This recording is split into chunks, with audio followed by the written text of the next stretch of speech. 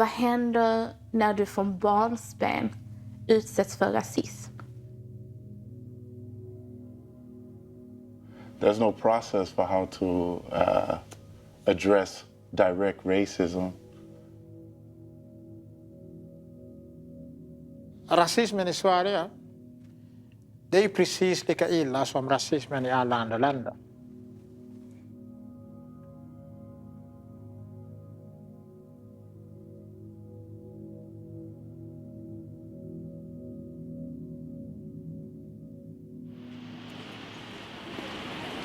Titta in i kameran.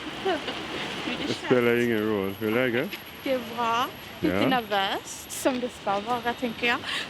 Okej. Alltså, ja, väldigt nervös. Okej. Jag tänker om jag har missuppfattat liksom uppdraget för dagen.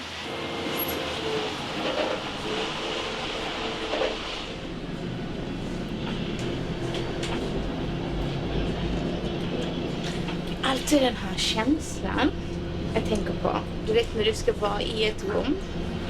Du kommer se saker egentligen i detta liksom. Det här är en helt normal sak att tänka.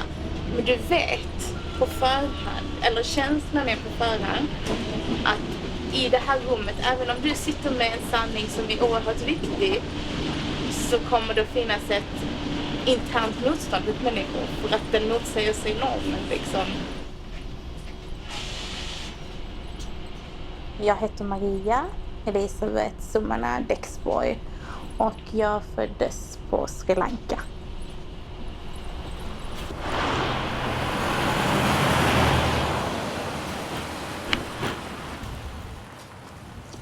Jag är adopterad så att jag vet inte exakt hur gammal jag var. Men om alla papper stämmer så skulle jag ha varit ungefär 3 månader när jag kom till Sverige. Nu tänker jag försöka att jag ska vända lite tankar i huvudet. Liksom till, alltså för det blir så här. Det känns ju som när du är en person av afrikanskt ursprung så vet du att du kommer att bedömas lite hårdare, känns det som i min värld. Och så känner jag så här, men om du tittar på vilka som ska föreläsa liksom, så känner jag nu att jag måste tänka positivt här och tänka att ja, men jag är en mamma. Jag vet ju varför jag gör detta. Alltså att vara en positiv förebild för andra människor. Jag behöver inte vara expert. Man har ju rätt till sina egna tankar och till sina åsikter. Men det känns alltid en sån nervositet innan man ska göra grejer. Men det kanske är positivt. Det kan vara positivt.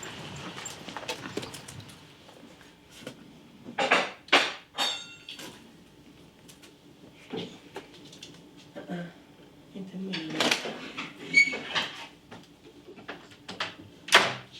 Hey, take that out your mouth.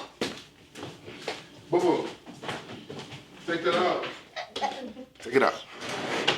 That black. My name's Keenan Allen. I grew up in East St. Louis, Illinois, United States. You don't get in your mouth. I met a girl, a Swedish girl in Chicago. We linked up, we connected, and she was living there as an au pair for some months.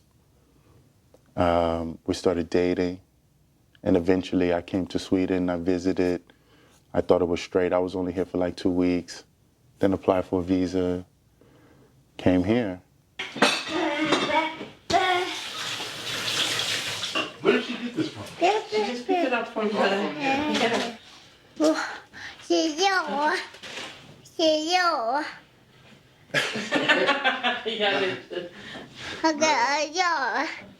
Come, let's eat something.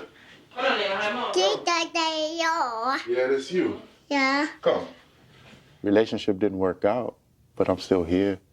And I have I'm with my fiance now. We have a daughter. We have another child on the way.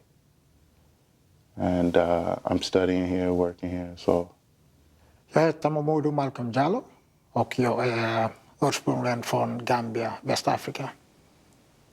Det är sådana saker som händer. Ibland man planerar ju sitt liv och sen kan saker och ting hända bortom ens kontroll. Att jag hamnade i Sverige, det var bara av slump om jag ska vara ärlig. Om man kommer från Gambia, ett engelskspråkigt land, då vill man kanske flytta, om man nu ska flytta utomlands till ett land där man talar engelska. Att man hamnade i Sverige, det är bara av ren slump, inget annat.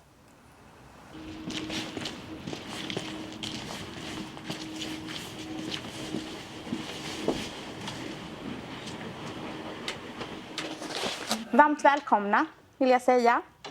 Jag heter Maria Dexborg och jag är vice ordförande för Afrosvenskarnas forum för rättvisa. Och det är en organisation som jobbar mot alla former av rasism och diskriminering, men mer specifikt afrofobi. Det fanns en tid, inte allt för länge sedan, då man i olika delar av Europa, inklusive Sverige, tillhandahöll zoo med levande människor. Oskyldiga människor placerades mot sin vilja i så kallade zoo för att tillfredsställa européernas behov av att se det vilda. Det mänskliga zooet, ett av dem i Sverige, låg vid Skansens ingång i Stockholm.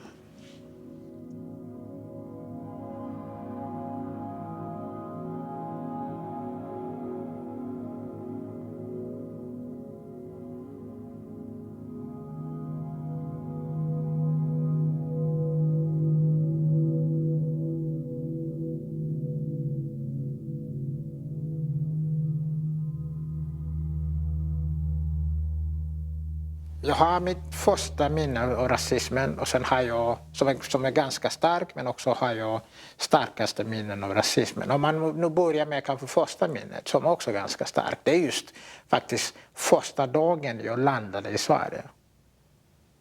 Första gången jag kom till Sverige, första dagen när jag landade på Arlanda flygplats i Stockholm. There's three kind of unique experiences. One happens in my home, one happened at my job, and one happened in the public space, on the bus.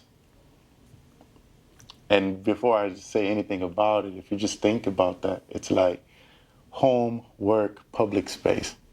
Where the hell can I go?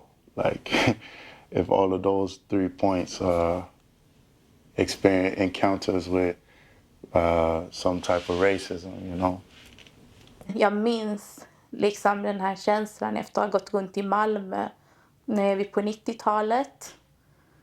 Där jag liksom slås av på flera tillfällen på flera restauranger och flera matbutiker av att man vill inte ha mig ute. Man vill inte ha mig liksom i fronten, utan det är okej att ha mig bak i köket eller ute på lagret.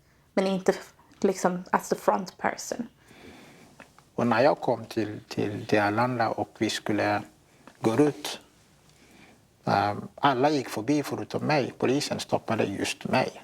Det stod 2 poliser, en man och en kvinna, som tittade på människorna som kom förbi, som kom från flygplanet och som skulle ut och hämta sina bagage och sådär. Och ingen stoppades förutom mig.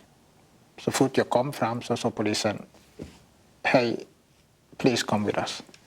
I will start with the one on the bus because I think that was the most like just distasteful situation, you know.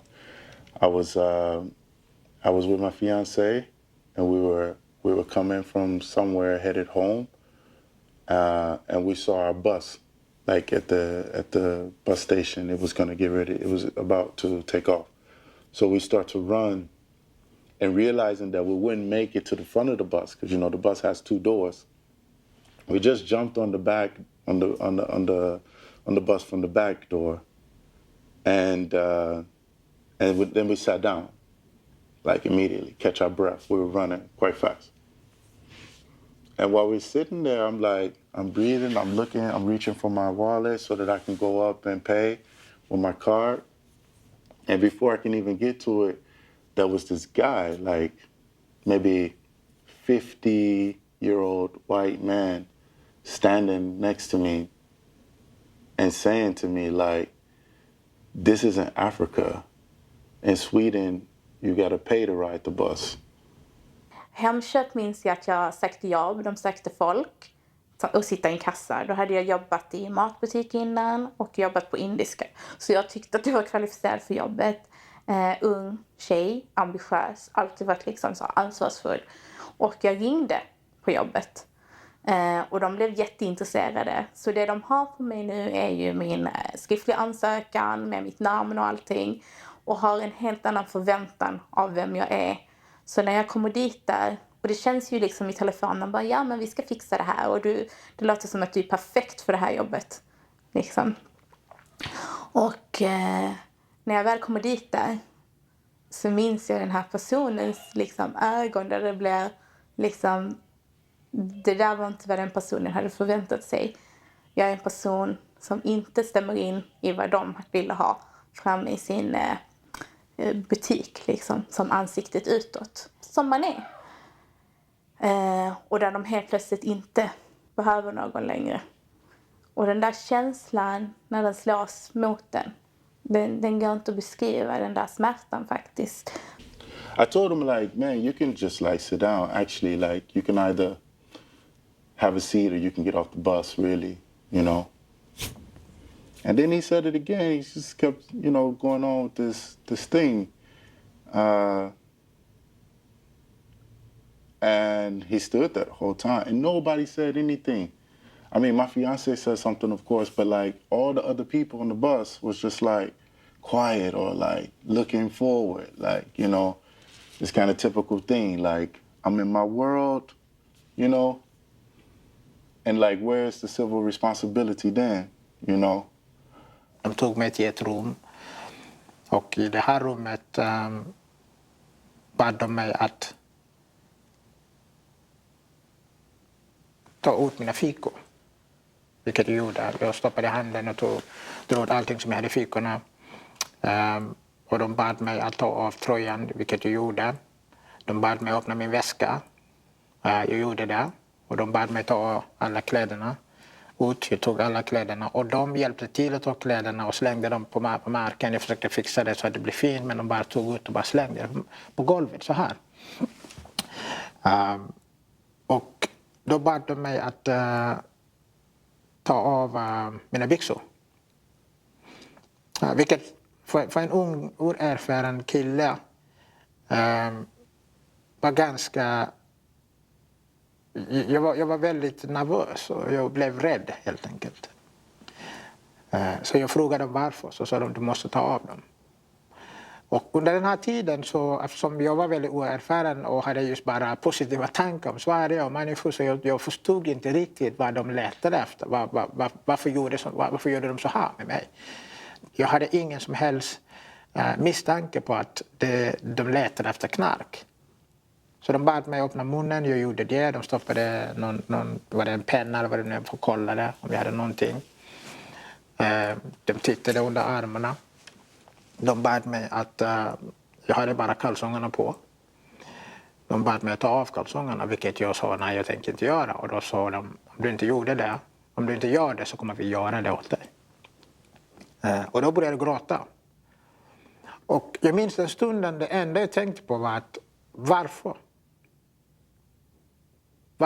Varför var de tvungna att förödmjuka mig på det sättet? Jag kan tänka mig att många som hör detta idag tänker, men det där, så kan det kanske inte ha varit liksom. Men så var det, och jag vet ju utifrån mitt engagemang i AFR att så är det för många människor. Det här är en verklighet. Det är så här diskriminering händer i praktiken. Och det är ju hemskt, den här verkligheten.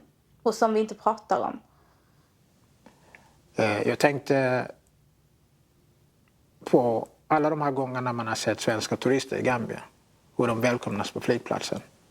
Hur folk hjälper dem med sina väskor. Hur folk på gatan alltid supertrevliga. Hej, hej, hej till alla. Och väldigt snälla och trevliga. Och sen kommer jag till just Sverige. Och det första erfarenheten som jag får är att jag blir behandlad sämre än hur djur blir behandlat i det här landet. There's no process for how to address direct racism. maybe people feel that it's wrong. Maybe people feel that it's something that they should stand up against. But like sometimes when it's actually happening in the moment, it could be startling, and it could be like a situation where you don't really know like what to do. Vill du ha bubbelvatten? Vanligt vatten? Ingenting. You don't want bubble water? What? What?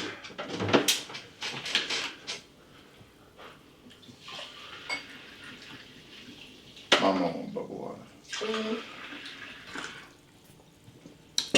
This is new. You start to eat like this.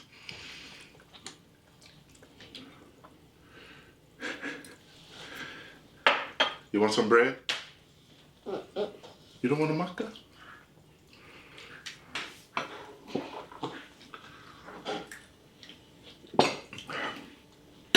Okay, should I get you regular water? You don't want anything to drink? Okay.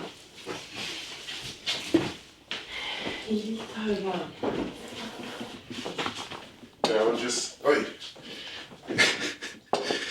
I thought you didn't want anything to drink. Do you want some of this, Frida? Nej, Okay, then I'll have it.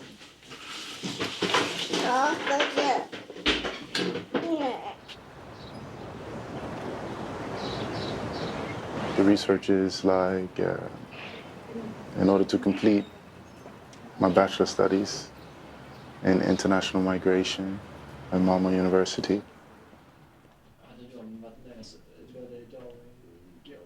a friend of mine emailed me the Ebony magazine, which featured this 1966 journey where a Swedish-American woman invited 50 young African Americans to come to Stockholm, Sweden.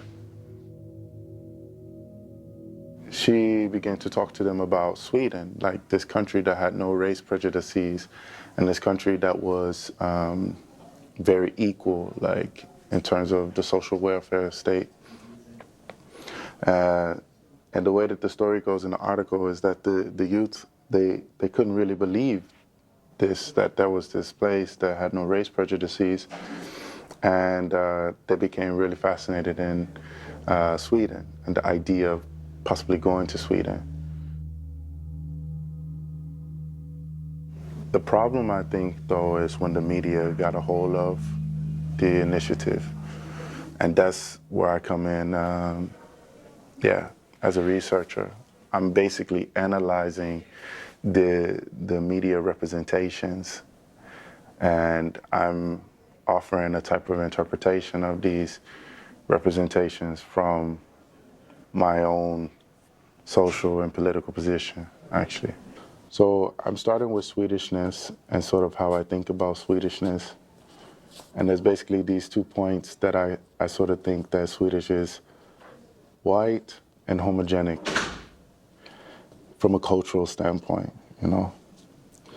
And this whiteness could be described in the frame of hegemony, which is, whiteness as normalized or as legitimate. And through this hegemony, I think that there's something to be said about this project in relation to being white Swedish and having white Americans who also assisted in seeing this project through. The part that sort of gets undermined, or the part of this project that is not talked about, is the fact that the white Americans are actually the oppressors of these African Americans who the Swedish intend to help.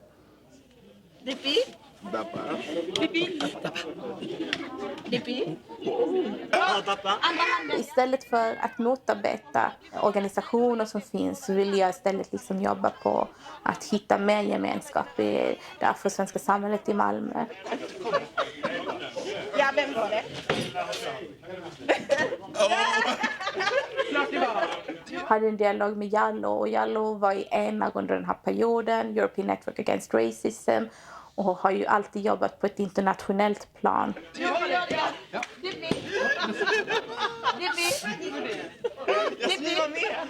sen hade varit i Tyskland, tror jag det var, och sett något liknande som vi har skapat här, där det var familjer som var tillsammans och hade verksamhet. Så utifrån det föddes liksom vår AFRs-verksamhet Black Unity Brunch.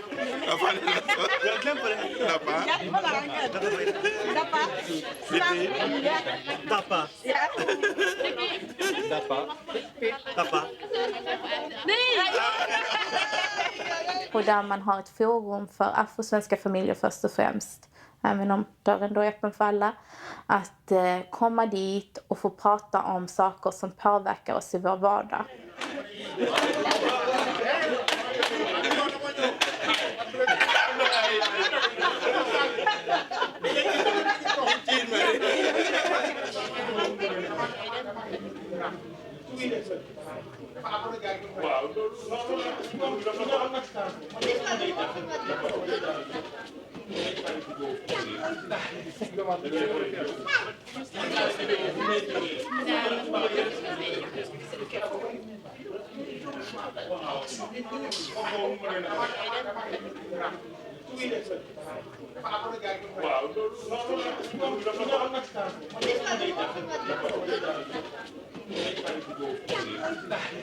Så på vår nästa bransch så ska vi prata om afrofobi, rasism i skolans värld. Dels kunna sätta ord på utsattheten, men också kunna se, okej, när det sker, hur bemöter vi det? Hur hanterar vi det? Hur stärker vi barnen att bemöta det? Och sen ska vi också dela ut en bok om diskriminering som lär barnen att veta vad är det som är diskriminering och rasism, om deras rättigheter.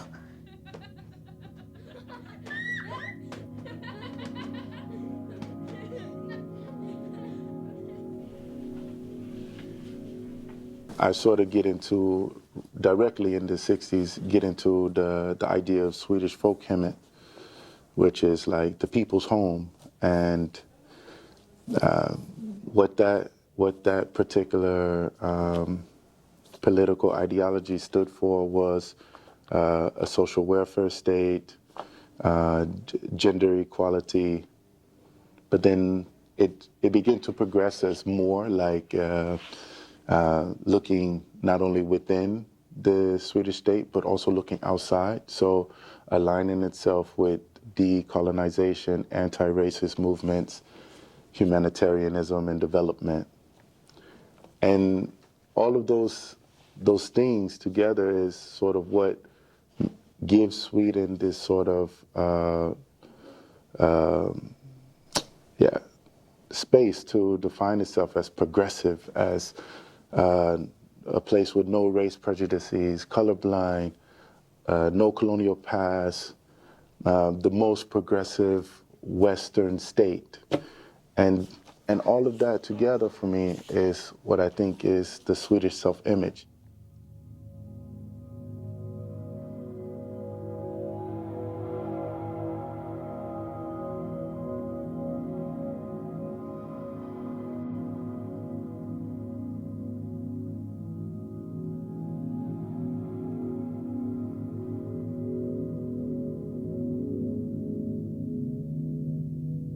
Om du går och tar en historiebok idag från någon på högstadiet eller gymnasiet, så kommer du inte att få läsa om Sveriges del på det viset. Det är ett fåtal elever idag som har engagerade lärare som kommer att få ta del av Sveriges del i den transatlantiska slavhandeln.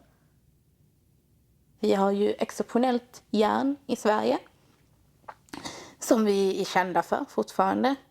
Det järnet var det som användes för alla kedjor som man hade runt halsen om människor som förslavades.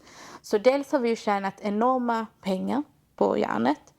Men inte nog med det, när man insåg hur mycket pengar det fanns att vinna på att sälja människor som förslavades, alltså slavar, på själva slavarna, att vara slavhandlare. Då har vi 2 olika regenter i 2 olika tidsepoker i Sverige som går in i det. Drottning Kristina är ju den första som ger uppdraget till Louis van de Geer att åka ut då på 1600-talet. Nu är jag jättedålig på men 1649 tänker jag, det ringer mitt huvud. Men på 1600-talet så ger hon uppdrag till en affärsman en holländsk affärsman som jobbade jättemycket gentemot Sverige. Man pratar om Louis de Geer som Sveriges industrigudfader. Han var den som på något sätt satte igång den svenska industrin.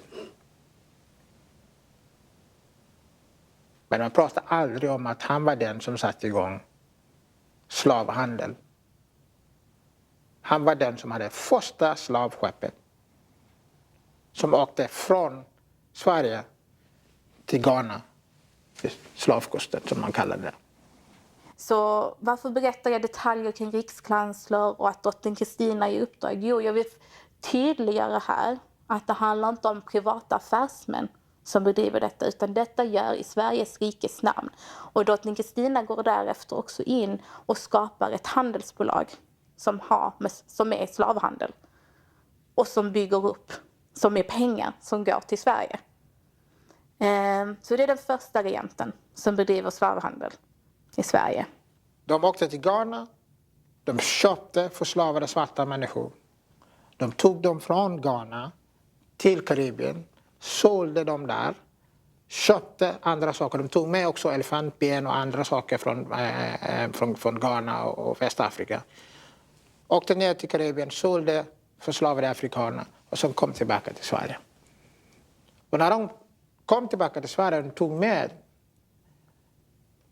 unga förslavade afrikaner, barn som gåvor till ädelsmän som bor i Sverige. Jag minns när jag var barn så tänkte jag, drottning Kristina, där har vi en kvinna, hon är drottning. Jag minns hur glad jag var för att se en kvinna liksom, i den positionen. Inte en enda gång i min historiebok fick jag läsa om att hon också var slavhandlare. Nej. Sen har vi en annan regent. Det är Gustav III. Då har ju slavhandeln blomstrat i Europa. Man har insett det här värdet och det är en statusfråga för länderna i Europa. Så han inser att han vill inte bara bedriva slavhandel, han vill ha en koloni. För det har utvecklats till det att man vill äga. Liksom. Så att de bedriver en hel del tid på att hitta rätt location liksom för att ha den här kolonin och hitta en ö i Karibien som heter Saint Barthélemy. Och än idag på Saint Barthélemy så kan vi se liksom Sveriges arv som finns kvar där på gator. Det är svenska namn på vissa gator så här. Den här, Gustavia heter den här staden som han har. Den går med vinst också.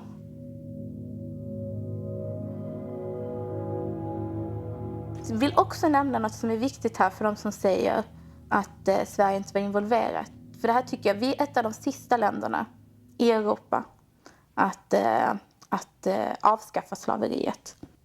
England, Storbritannien, som Sverige brukar ofta peka på sig, men det är de som sysslade med slavhandel. De slutade 1807. Sverige slutade 1847, det vill säga 40 år efter England, som ska vara den största slavhandelsnationen, slutade. Flera andra europeiska länder slutade. Men Sverige är fortsatt 40 år efter England slutade, så Storbritannien slutade.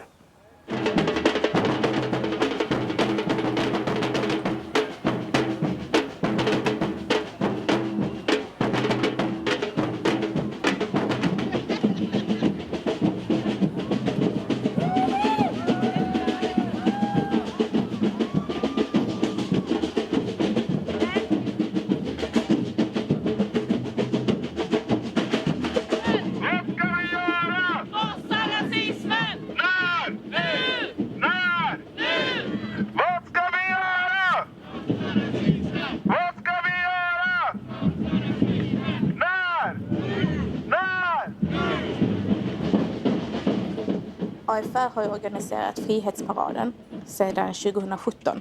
En demonstration liksom för att synliggöra den 9 oktober, minnesdagen för när Sveriges del i den transatlantiska slavhandeln upphörde. Den handlar också om att synliggöra afrofobin i nutid.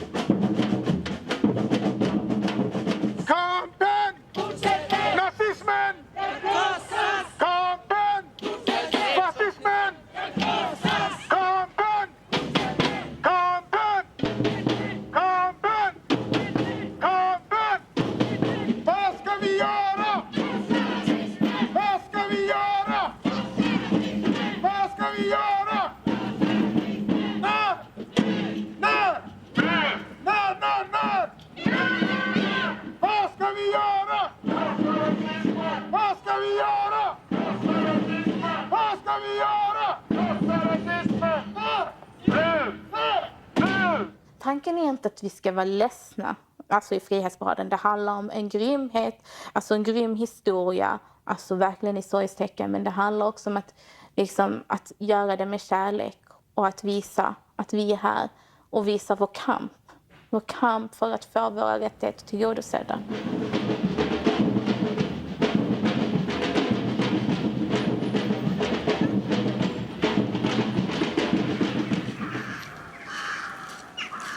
Många av de ledare i Sverige och i världen är utbildade i Lund. Och att just Lund som universitet i Sverige, välkänd, välrespekterad, ska ha en studentfest. Och på studentfesten väljer studenterna, några studenter, att klä sig som förslavade afrikaner, det vill säga vita studenter som målar upp sig svart. Hela kroppen svart. Och tar just snurrar runt halsen och armarna och låtsas att vara förslavade afrikaner. Komma till den här festen med en annan man som också var uppklädd som en slavägare som tog dem in i den här festen och ställde dem upp på ett bord och på något sätt skulle jag ha en auktion, en slavauktion.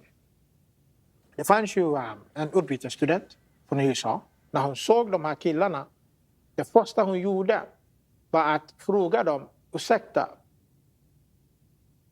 vad representerar ni? Varför är ni klädda så här?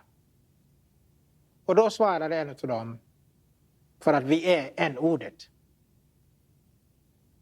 Och hon blev chockad. Så när auktionen startades så gick hon ut och pratade med en väktare som var utanför. Och sa till väktaren, ursäkta mig, alltså jag vet inte om du vet vad som pågår här inne, men det är fruktansvärt. För de göra så här? Och enligt henne hade den här väktaren sagt, du behöver inte oroa dig. Bara gå in och festa. Fortsätt festa. Och det var samma tjej som skrev till mig. Och nästa dag bestämde jag att inrätta en anmälan. Och det var många som blev arga. Många som blev väldigt förbannade. Förbannade inte för att jag gjorde anmälan, men förbannad på grund av att det är just en svart man som gjorde anmälan. För många av de här arga breven och meddelanden och så vidare som kom handlade om min hudfärg. Det handlade om att du är en n-ord, du är inte välkommen i Sverige.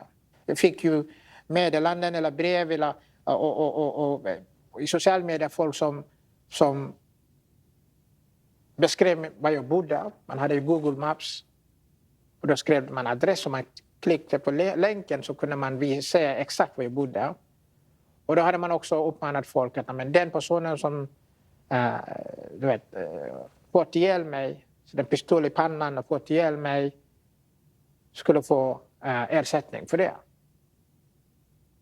Man hotade med att ta livet av min familj. Man hotade med att våldta min familj. Man hotade med alla slags... Alltså vissa personer tog faktiskt sig tid och beskrev hur de kommer på något sätt tortera mig och avrätta mig.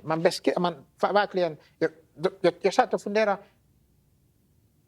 Hur kan en människa verkligen ta sig tid och verkligen formulera sig på ett detaljerat sätt, på det sättet, kring vad man ska göra med mig? Det måste finnas så mycket hat i den personen. All right, this is good. Okay, I'm gonna I want to do like still now. I want to do like my own mini research project. I mean, not just for school, but I'd rather like go to Chicago and interview the participants involved in this. You know, maybe write like, you know, be able to write like in a non-academic way, just more like prose or, I don't know, just to write about it. Maybe invite them here, do some kind of panel. It will be really cool. And this is actually what came, like maybe last week, just my degree certificate. After all the work, it feels so nice, man, because in the States, it's so expensive to go to school, and just like how I grew up, I really struggled to pay for university. And then now I come here and I'm able to, you know, finish my program. That's nice. And this when they came back home, it's like, now we count. Now people listen to us because we went to Sweden. Maybe, I don't know.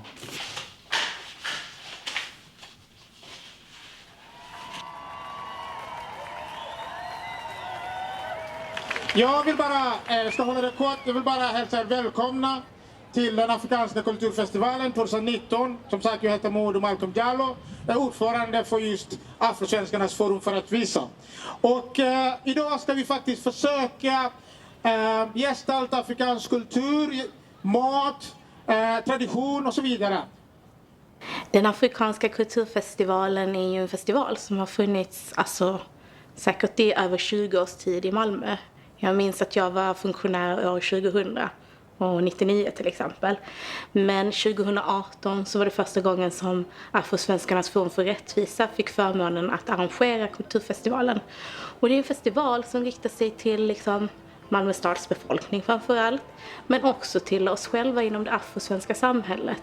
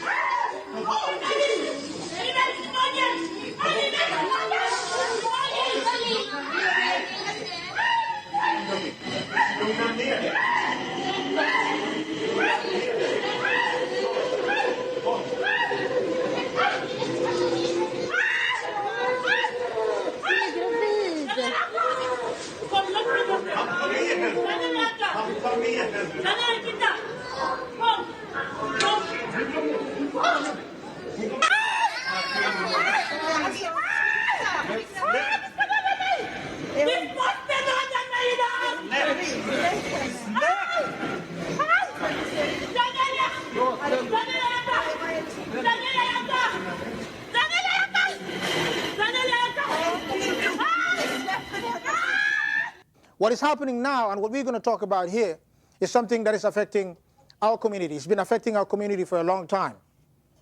Police brutality has been happening forever. It's nothing new.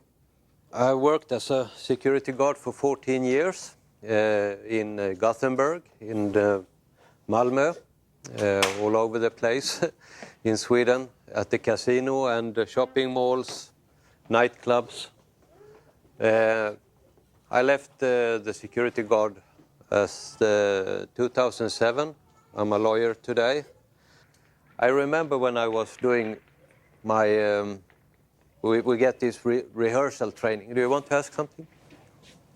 But then I'm interrupting you, so please finish and I ask after. Okay. We were talking about this, that if you have a very petty crime and you have a person that is old or something, and I remember somebody said, maybe you have a pregnant woman, very big stomach and children, and she's on the bus and she has no ticket. Should we really pull her off the bus? And I remember this clearly, because everybody, no, you don't do that.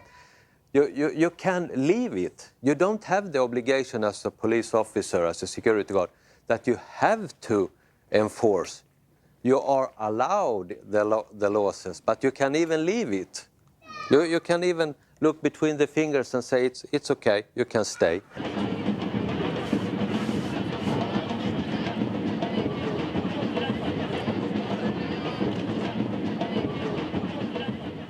Jag ska börja med att berätta att den här manifestationen, demonstrationen, anordnas av Afrosvenskarnas forum för rättvisa tillsammans med revolutionen och marxistiska studenter.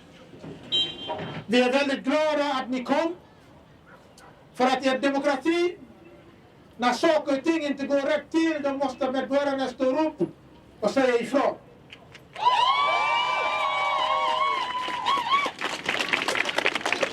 Vi läste det som hände i Stockholm med de här barnen som fyllde år. Det var födelsedag. De gick runt och var glada på ett köpcenter. Och de blev tagna för att de var högljudda.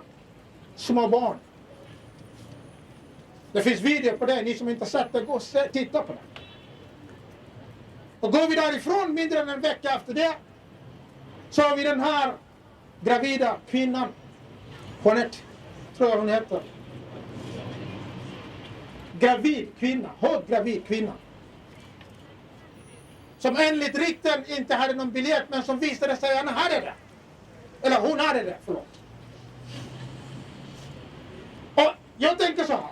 Även om hon inte hade en SL-kort. Även om hon inte hade det. Var det rimligt att brotta ner en gravid kvinna, lägga ner henne på magen och trycka ner henne som man gjorde mot henne? Tycker ni det är rimligt? Nej! Och när vi skriver till chefen för vaktbolagen, säger chefen att vi respekterar mänskliga rättigheter, vi vet att rasismen finns, men varken vi och polisen tycker att någonting har gjort som är fel. En gravid kvinna, med det våldet som användes mot en gravid kvinna, lägger henne på magen. Och så säger polisen, nej, vi lägger ner ärendet. Och sen säger vaktbolaget, det är ingenting här, de gör det bara sitt jobb. Vi har alla fått en klump i magen av de bilder som spridits på sociala medier. Där vi sett ordningsvakter gång på gång misshandla icke-vita, framförallt svarta personer. Men låt mig säga en sak tydligt. Jag skiter fullständigt i om den gravida kvinnan hade en biljett eller inte. Det spelar ingen roll om hon hade en jävla biljett. Vad har vi kommit till för samhälle där vi ens diskuterar om det är rimligt att bli utdragen och nedtryckt på marken när du är gravid för att du saknade en biljett? Anton Lundin gick 2015 in i en skola i Trollhättan för att mörda icke-vita barn, och han blev inte behandlad på detta sätt.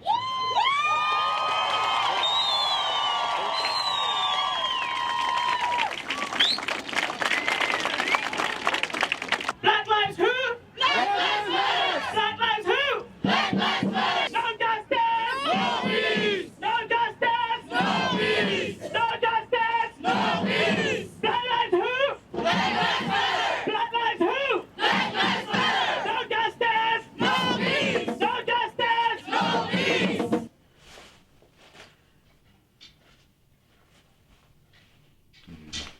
There goes a little foot. There goes a little foot. The plan is to not be so rooted only in Sweden. So the idea is to like have a little bit of Sweden, have a little bit of the States. We want to move to West Africa and Ghana. Oh, yeah. Father. Oh, man.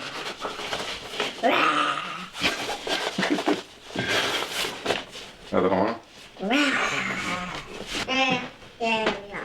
Very similar. Very similar. Huh? Jag tror inte det. Det är din pappa, ja. Inte pappa. Nej, det är inte din pappa. Nej. Nej. Det där. But when we are here, because we will also be here for some time, like, then, yeah, I've thought a lot about her being like a mixed kid, you know, and what that actually means, you know. I don't know what it means. I'm not mixed myself.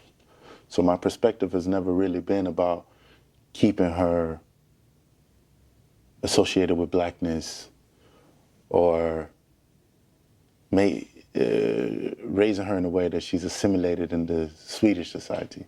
Neither or, other than understanding my role as a parent is also to just follow her. She actually owns that more than me or her mom, you know. Neither of us understand what it means to be biracial.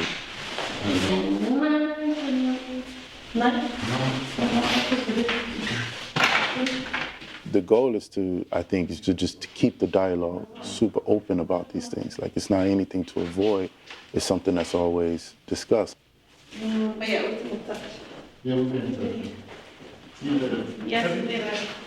I can't wait for her to come home and tell me, like, something, what happened at school, and for us to think it out together, like how to address that and how to think about that. Come now. Come to the stroll. Head up.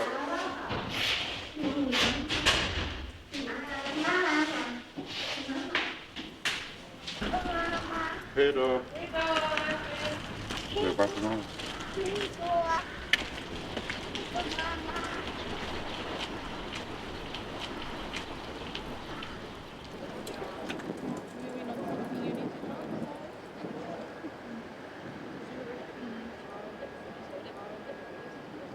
Alltså, vad känner man i en sån här situation?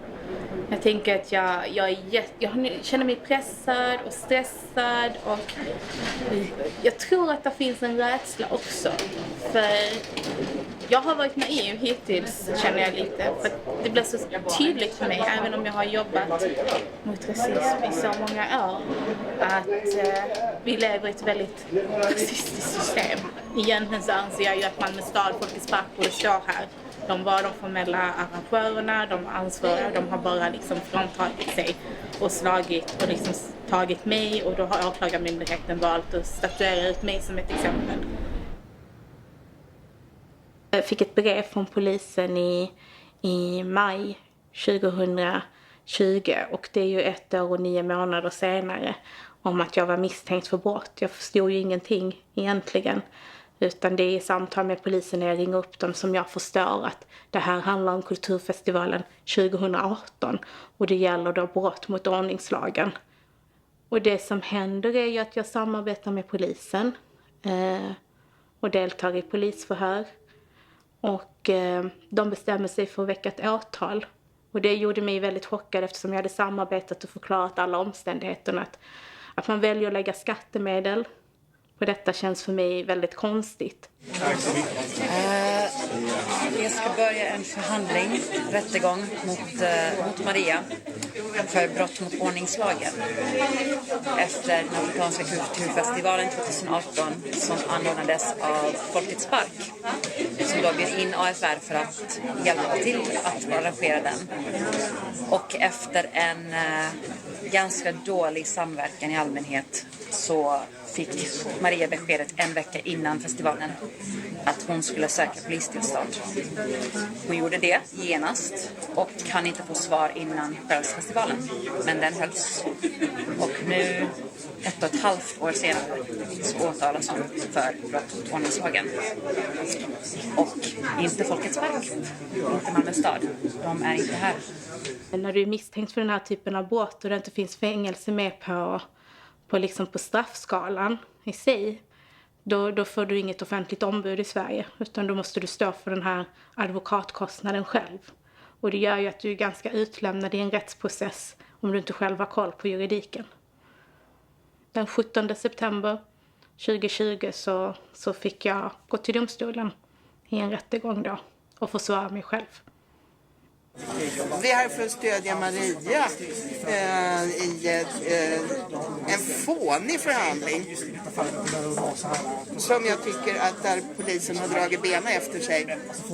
Och nu gör man sig besväret att ställa till de här uppståndelsen för något som egentligen är ett fint och grandiost arrangemang. Illa.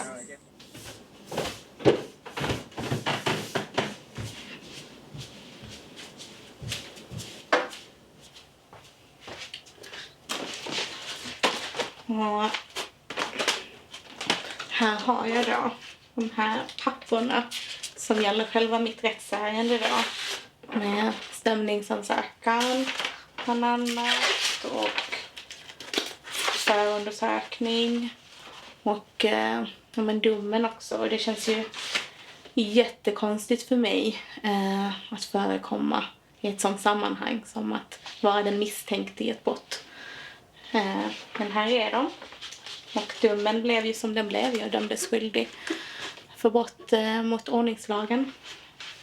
Det blev böter på 10 000 kronor. Ungefär. När man samarbetar med en kommun så tar man för givet att de ska förstå och vara tydliga i det här med rättigheter, skyldigheter och ansvar. Den här bristen på kompetens hos den här tjänstepersonen 2018 är ju liksom det som leder fram till att vi hamnar där vi gör i en rättsprocess 2020 i september. Hade den personen tagit sitt ansvar så hade vi aldrig hamnat där vi hamnade. Däremot är det sorgligt att se hur Malmö stad går in och stöttar en person som har brustit i sin kompetens istället för att stötta den som har blivit utsatt och drabbats av det. Det känns inte rätt fortfarande och det kommer aldrig att kännas rätt. Och den här tjänstepersonen har ju fortfarande än idag inte stigit fram och bett om ursäkt. Och det jag vet var att, jag tror vid 4 tillfällen efter festivalen 2018 så efterfrågar vi, när vi har skickat in vår utvärdering, möten med både person och chef för ett ansvarstagande. Men det sker aldrig. Så att, ja, jag väntar än idag på en ursäkt. Det är aldrig för sent liksom. Jag är ändå en människa som kan se förbi människors misstag. Men det hade varit fint om personen kunde ta det ansvaret. Och även Malmö stad. You have anything you want to add at this moment in time? No, not anything. I think I just want to say thanks, man, for letting me, speak my mind. Tack själv. Yeah. You're always welcome to speak your mind. Yeah. All right, man. Cool. Nice, man. Det finns en existerande strukturell diskriminering som tydligt riktar sig mot afrosvenskar i Sverige. Så vad jag hoppas är att även om du inte är direkt utsatt, att du ändå kan stötta oss som står i frontlinjen och för den här kampen om att förbättra villkoren för människor med afrikanskt ursprung.